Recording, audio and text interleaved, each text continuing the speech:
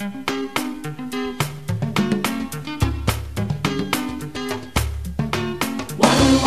suis très émue d'être ici aujourd'hui, très émue, très heureuse. Je pense que je suis à court de superlatifs pour dire ma très grande joie d'être ici à cette 3e édition du Salon du Livre féminin.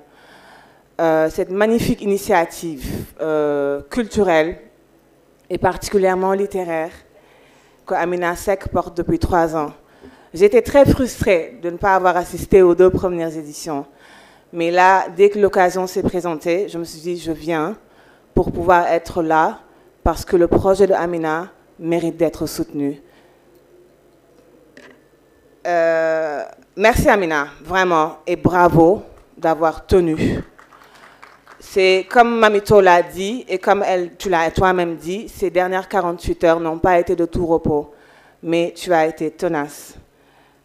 Merci Amina, encore une fois, de replacer le curseur sur les autrices africaines. Car le salon va au-delà du Sénégal, et nous avons la chance aujourd'hui d'avoir nos sœurs de plumes ivoiriennes qui sont les invitées. Les femmes africaines écrivent et produisent des textes remarquables, et ce, depuis que la littérature existe.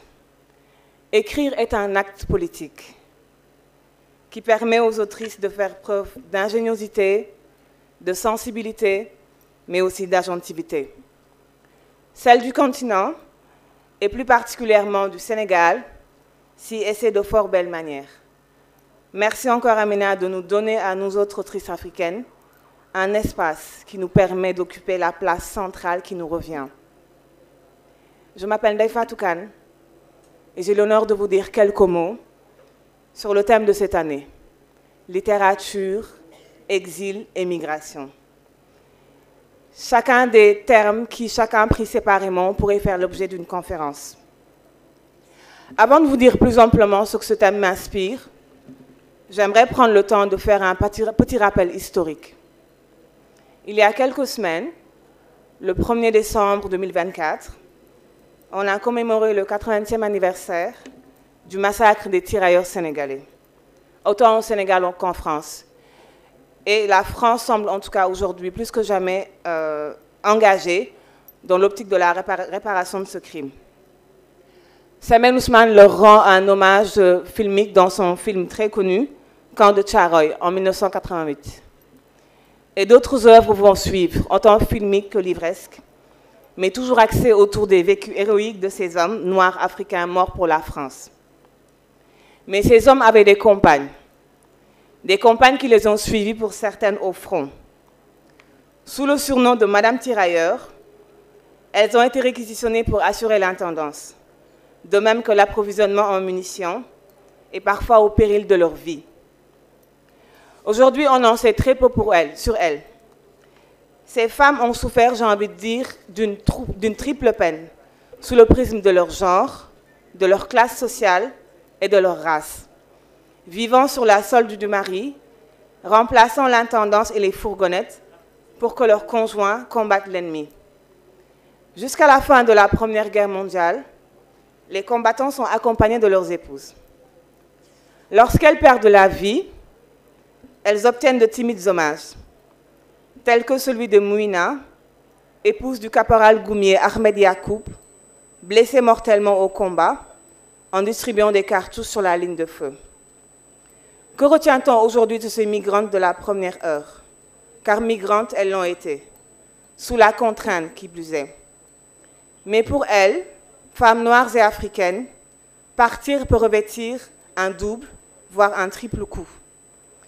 Je parlais plus haut du triptyque genre, race et classe, qui illustre parfaitement cette quête de soi, dans un déplacement subi, imposé, jusqu'à l'effacement de soi. Et comme ce sont des femmes, elles sont plongées dans la rhétorique axée autour de leurs devoirs. On ne peut parler de littérature, d'exil et de quête identitaire, sans parler de Mariétou Mbaye, Ken Bougoul. Sans pour autant minimiser l'apport que ses autres congénères ont eu sur les lettres féminines sénégalaises, je pense que la personne et les écrits de Ken Bougoul cristallisent le thème de cette année. Je l'appelle la reine de l'écriture d'introspection. car elle a cette éblouissante capacité, oui, applaudissez, car elle a cette éblouissante capacité d'aller chercher au fond d'elle de la matière pour en faire des récits, de politiser l'intime et de l'offrir aux lecteurs et aux lectrices. On peut la considérer comme subversive, voire provocante. Mais que serait l'art, et surtout la littérature, s'il ne nous poussait pas à nous questionner, et parfois à la limite de l'inconfort? Si on y rajoute l'exil, le voyage vers l'Europe, cette immensité de tous les possibles, on a cette femme qui nous parle si crûment de ses expériences, de la découverte et de la redécouverte de son soi, de la délectation qu'elle peut en tirer avec tant de cran, tellement de sincérité que ça en est vulnérable.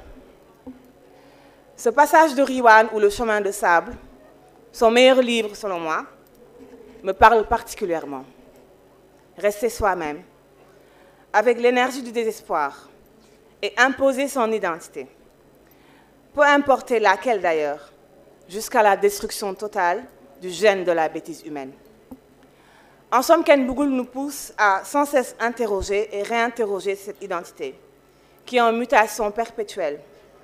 Et quand l'éloignement s'y mêle, le doute face à soi et ses tourments devient un exercice à plein temps. Dans Celles qui attendent, Fatou Diom nous pousse à nous rendre compte, je la cite, qu'un vis-à-vis avec sa propre ombre pouvait s'avérer aussi redoutable qu'un tête-à-tête avec un loup-garou. Celles qui attendent les bien nommés, qui mettent leurs existences, leurs joies, leurs peines en suspens, car ils sont partis, emportant avec eux une part d'elle.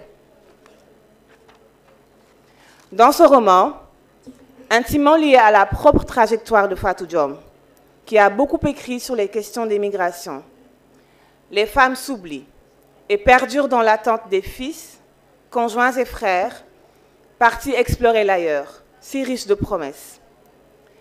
De celles qui attendent, on pourrait opérer un glissement vers celles qui partent, car aujourd'hui l'immigration se féminise. Selon Frontex, les femmes représentent 10% des entrantes irrégulières sur les territoires européens.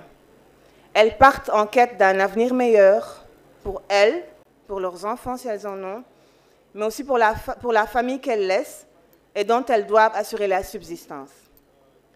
C'est la quête de cet avenir meilleur qui est aussi le leitmotiv de Dior Touré et son amie, la narratrice dans La nuit est tombée sur Dakar, le magnifique roman de Aminata Sophie Dieye, dans lequel elle nous narre la quête effrénée jusqu'à la tragédie du bonheur.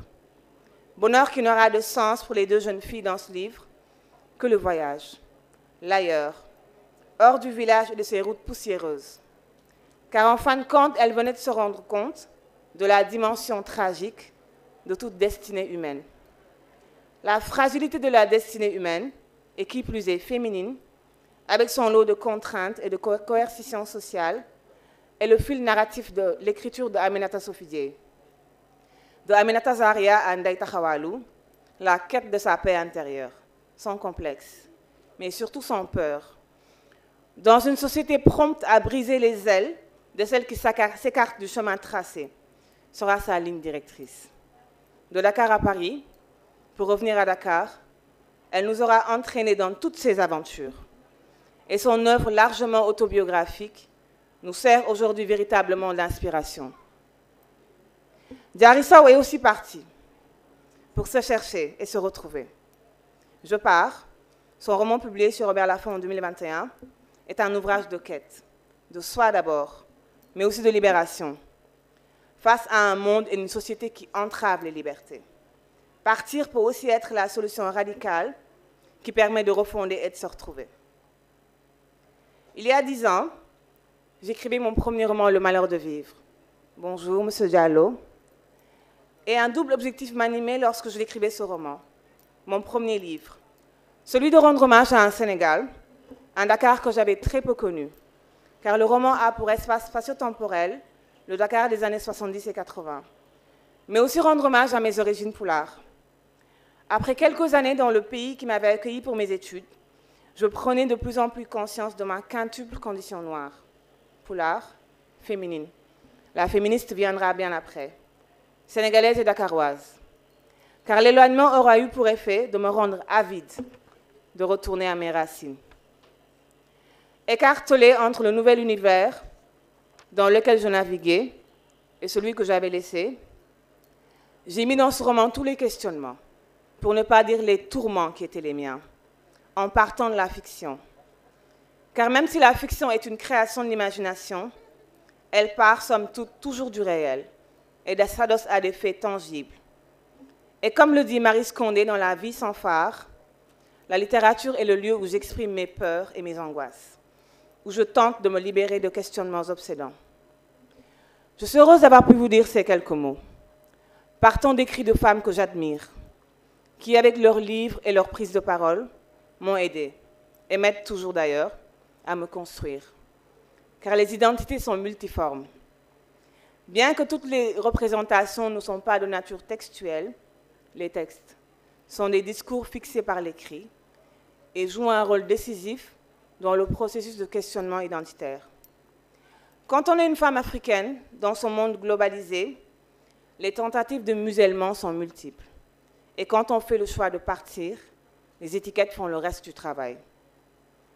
Est-il utile de rappeler, en parlant d'étiquettes et de cases préfabriquées, que l'on soit aujourd'hui à Dakar, à Paris ou à Abidjan, ou dans une autre ville de ce monde, que pour nous, femmes noires africaines, l'identité est à la fois hybride et en constante évolution.